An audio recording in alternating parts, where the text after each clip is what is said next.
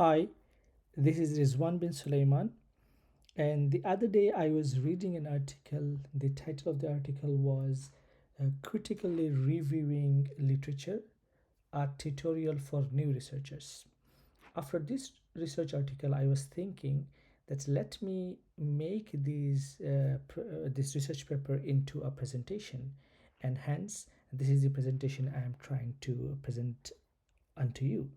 So before we start, I just wanted to start with what is literature. Literature is everything which is a collection of scholarly material that are relevant to a particular topic or a field of the study you are trying to study. So, as we have learned about the literature, now let's learn about what is literature review.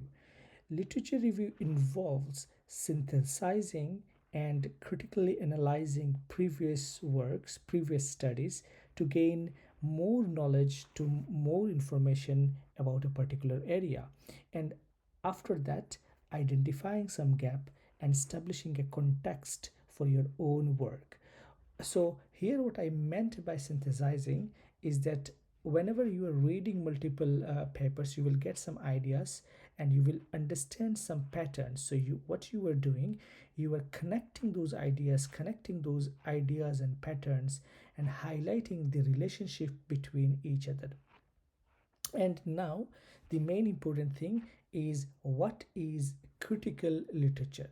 So what happens after doing all those research, connecting those ideas, you are writing the ideas in a critical manner.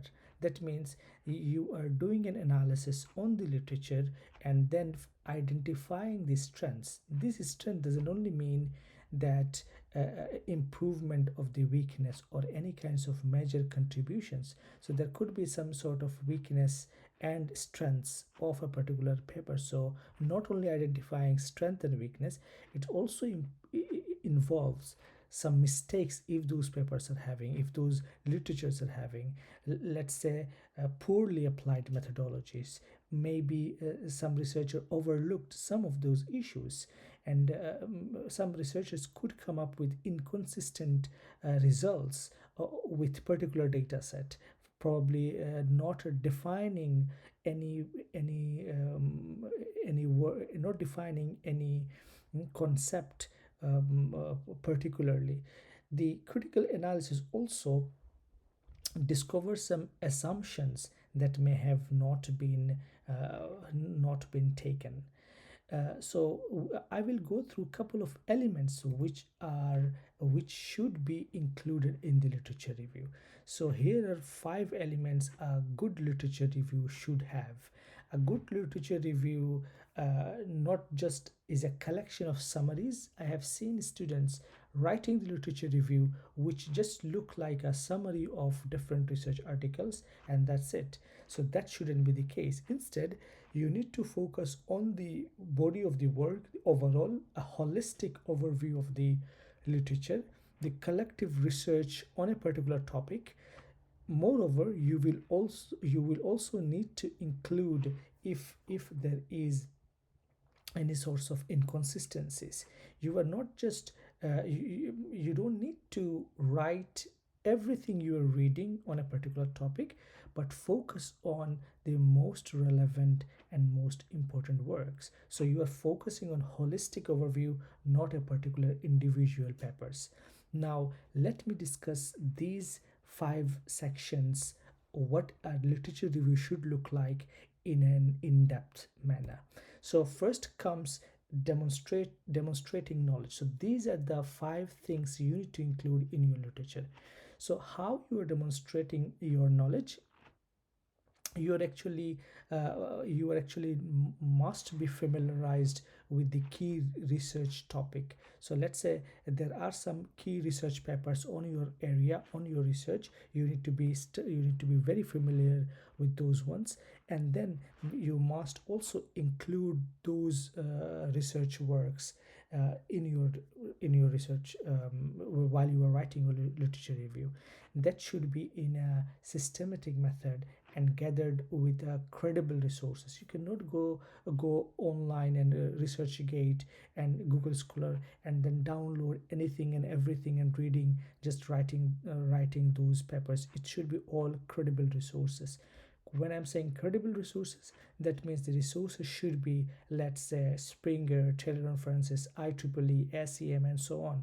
So there, if you search online top 10 academic publishers, they will show you what are the top 10 academic publishers. So you can go find out articles based on top 10 or top 5 research databases, demonstrating the understanding of the current trends and discussions. So this is an element you need to include in your literature, meaning that you need to show the knowledge about the area you are researching with. So this literature review, when we are saying systematic method here, meaning that you need to include a comprehensive, transparent, and a reproducible method when you are doing a research. So first thing is that you are demonstrating the knowledge. How you are demonstrating the knowledge? Figuring out what are the what top research paper are in your area. You need to cite them in a well systematic method, and you will also need to understand if there is any current trends and discussion on your area. So this is how you are showing, demonstrating the knowledge on your particular area. Second thing is identifying research gap. When we are saying identifying research gap, meaning you are reading, while you are reading through the research paper, you have gone through enough, you have gained enough knowledge that right now you know what are the research people are working on, researchers are working on, and what is new knowledge currently researchers are working on. And then you can find out the limitations on those research articles, and you can keep those research limitations of a particular research paper as your own research gap, and you can work towards it. And that is easy for you to find out because almost all the research articles will have a section called future research, call for future research, or future work, something like that. And that would be your in that section researchers will include their limitation of their own work or limitation of the previous work on that particular topic as a holistic overview they will write on. And that is your potential research gap you will be working on, highly likely. So if you are getting 2 3 research gaps from multiple research articles, that will become a fruit for you, and you will work towards your research based on those other people's limitation. And these calls for future works will give you what you will have to work on as a researcher. And while you are doing a critical analysis, that will give you, after doing the critical analysis, this will give you a direction towards a future research for your own. Maybe so after when you are writing your literature review, you may also have a section called future work, and that section you provide your limitations so other people can actually work from that section. And this is how researchers are actually communicating with each other. What I am not including, what is my limitation, that can be a positive prospective research work for another person. So this is how research works. So the third element is developing specific research question. So these research questions actually builds upon the research gap. When you identified some research gap, reading through the literature, you will be asking research questions. You will be asking some questions, ensuring that these research questions are precise, relevant, and actionable. So whenever you are trying to ask a question based on the research gap you have found out, and you are trying to answer that one through your research, that's important. And that research question should be precise, relevant, and actionable, and it will give you a clear focus what you need to focus on, and that will align all of your research work will actually align particularly in a practical and a theoretical prospect based on that research questions which you are specifying from now while you are reading and going through the literature.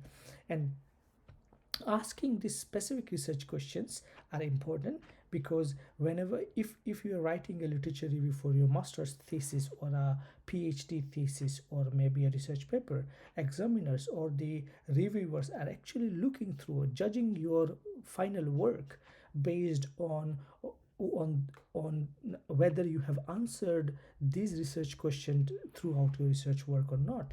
And that is very important. This is why developing a very specific research question which is precise, relevant, and actionable is very important. So the fourth element is positioning research. What positioning research means is that you are providing a situation, you are situating yourself, your research within the context of existing studies, and then you are trying to figure out what are the other discussions going on in this study, and or the debates going on your field. Let's say researcher 1 is saying something, researcher 2 is disagreeing with researcher 1, and you are reading both of those research and figuring out where do you fall into, which section or which part do you fall into. Now, whenever you whatever you think your position is, that is basically the main part of positioning, and this positioning will actually explains how the new research, whatever you are trying to contribute or you are extending from the previous work, needs to go through.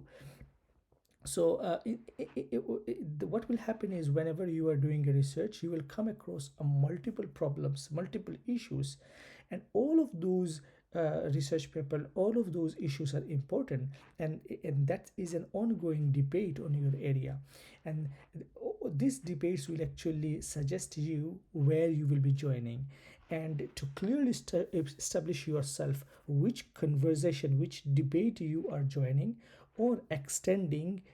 You need to know what other thing people have already done, what is wrong with what already has been done, and how they are contributing or to what has been done. So these kinds of things you need to know and you need to answer, and that is called positioning, meaning I need to know what things already have done, what is wrong with what are the things have already done, and what are the contribution I need to do. So all of those, like answering these ones, are your positioning. You cannot do this properly if you do not have a good picture of the prior knowledge of the previous researchers work, and that is relevant to your research work.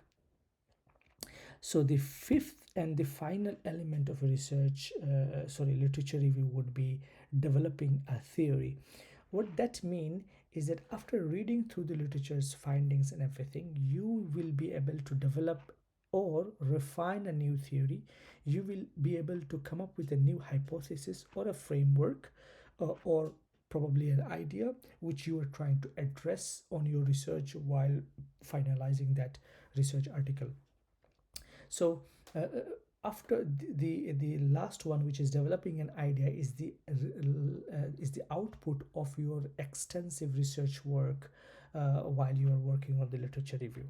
So the final output of your literature review will be a hypothesis, will be a framework. It could be an idea you come up with after reading those debates, reading those conversations with different researchers, and that will be your main basis of your research. Having discussed the five outcomes, five elements of what a good literature review should look like, I will now give a guidance how you should implement those ones. And this research article actually discussed this one very nicely. In this article, Karen actually said three main stages of literature review. Number one is assembling, arranging, and assessing your literature. So, assembling meaning identifying and obtaining your literature, arranging meaning organizing and summarizing your literature, assessing meaning evaluating your literature review, and then discovering research opportunities. And now I will go through the step-by-step process on all of those three steps.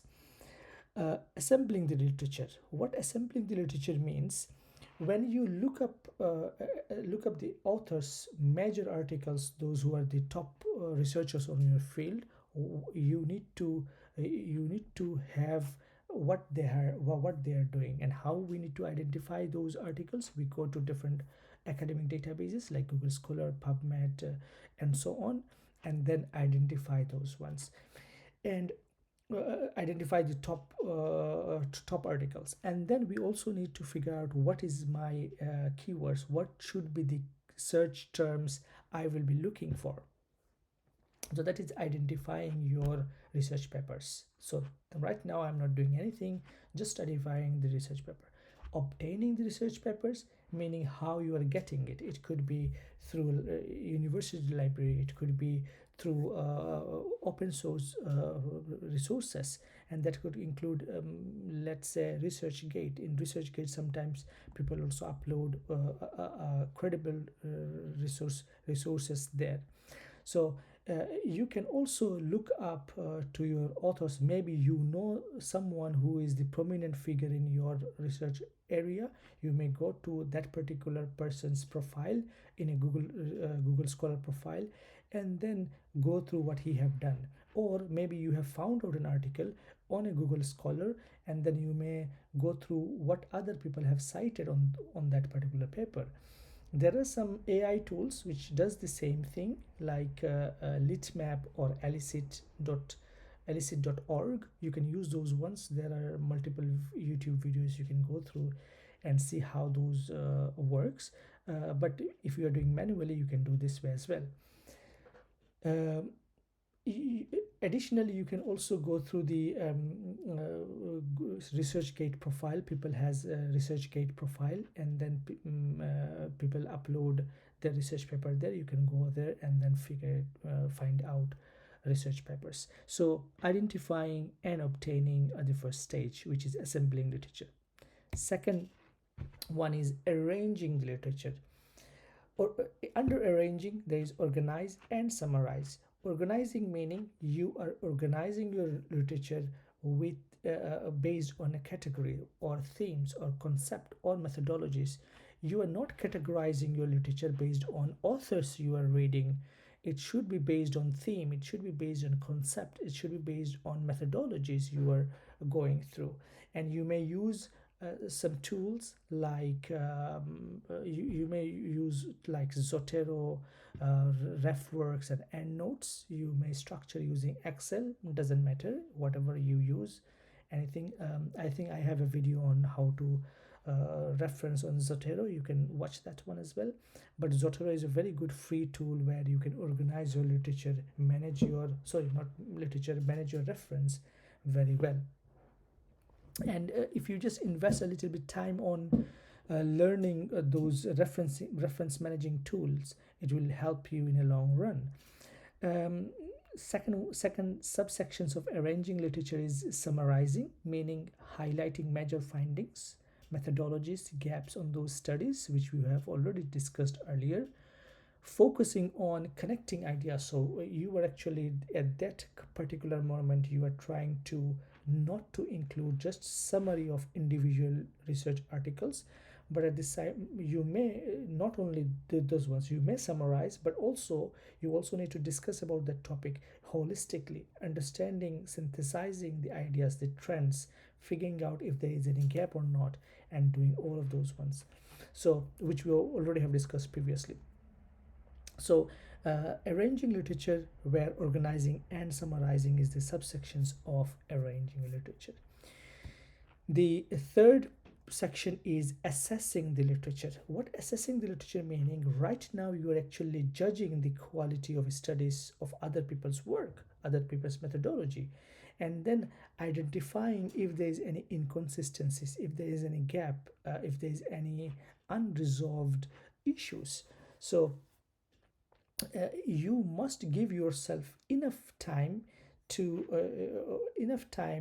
when you can when you have done your assembling, like assembling meaning identifying, obtaining. So you have done your enough work, you have given enough time on arranging, like summarizing and organizing, which we have discussed earlier on.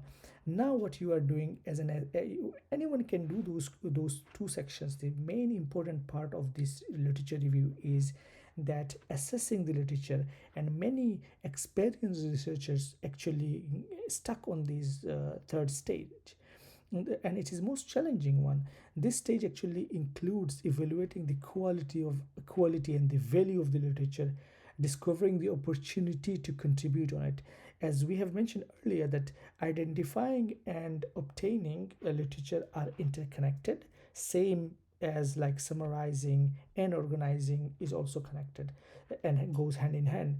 Evaluating and discovering opportunities also goes hand in hand. So when you were evaluating, for let's say, or you are going through a research article, and you are trying to evaluate that research article, you are trying to ask questions like, is this paper just a conceptual paper or not? Was that, how did they collect the data? Is there any inconsistencies in the data collection or in the results? If the data was collected, was it framed within the quantitative or qualitative paradigm? It's also important for you to remember that being critical doesn't mean only focusing on the negatives. You should also highlight if that paper having any source of strengths on that particular research area, or if it's having any kinds of limitations, to provide the balanced evaluation. The second part of assessing literature is discovering opportunities. When evaluating literature, after or while evaluating literature, you need to be very alert of inconsistencies or any controversies or the gaps you may find out, which will be your opportunity to contribution. Look if there is any unresolved issues. Probably there may be a mixed findings. From one researcher is saying something else on the same data set, the other researcher is saying something else. So look at those kinds of inconsistencies. If there is any limitation or a limitation of scopes, or identify any potential, this will actually help you to identify research opportunities. Consider challenges. What are the challenges people has not solved some particular research gaps? Let's say you found a research gap, but you can ask yourself, what are the challenges people has not, or researchers has not solved? What could be the constraints? Because of that constraint they have not solved, so they have not solved that issue. Explore applying knowledge from one area to another area, or extend research into new context to advance the understanding. Balancing this critique will actually recognize the strength in the key area with a meaningful evaluation and the contribution. So these are the three steps Dr. Karen actually figured out, so that you can write, you can work on your literature. The practical tips for writing the literature review is that whenever you are introducing, whenever you are working on the literature review, you need to work on with the first start with the strong introduction. The introduction section of a literature review should grab the reader's attention and interest, and that will actually demonstrate by several prior articles showing that you have familiarity with that particular area. You also need to explain why your topic is important and worth reading, worth exploring. Uh, after after writing those ones, you are also concluding the introduction by outlining how your research should look like, and you are actually providing some boundaries by specifying what is included in the literature review and what is not included in the literature review. This will help reader understand what is your scope of your work. And then you are actually going to write summary statement for clarity. This actually literature review, to make it more organized, and that's a technique where you are summarizing your statement, summarizing your materials, techniques about different categories you are doing. It's not summarizing individual papers, you're actually summarizing the categorized paper you have categorized early on. And then you do not organize the literature review based on authors. You are categorizing based on the concept, based on methodologies, based on the ideas you are having. And obviously do not include a long list of individual paper summaries. Create a table, provide a summary, explain that table. And many students have fallen, the common pitfalls are they are just overloaded the literature review with summaries of individual papers, which is not expected and which is not suggested. Lack of critical evaluation, many students do not have critical evaluation in the on the literature review, and uh, they neglect the inconsistencies on the research area which they could include, and maybe missing the synthesis of opportunities which they could have used.